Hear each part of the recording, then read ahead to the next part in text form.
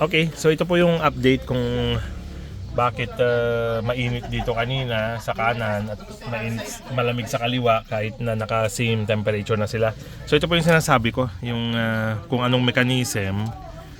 So nag-stack up na nga siya, yung servo. H-back actuator ang tawag. Okay? So almost 5 years po ito bago bumigay. So, asahan po natin yung kabila, yung sa driver side, baka anytime, ganun na rin. Okay? So, nandito po siya sa ilalim ng dashboard and then nasa taas ng globe compartment. Dito po siya.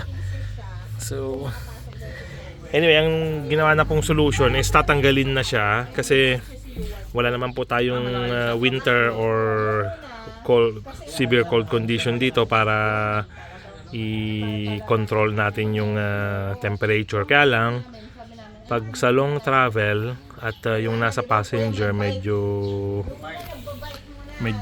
gusto niyang mas mataas ang temperature sa side niya versus sa driver side, then wala na pong way para makontrol.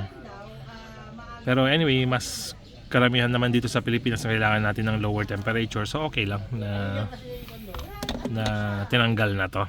Pero pwede rin pong ibalik ito, bilan lang ng pyesa, pero sabi ko hindi na, i-kon na lang yung kanya, yung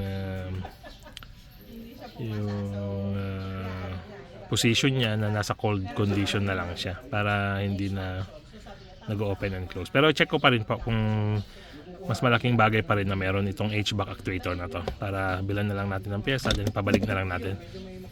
Okay? Okay? So, salamat po.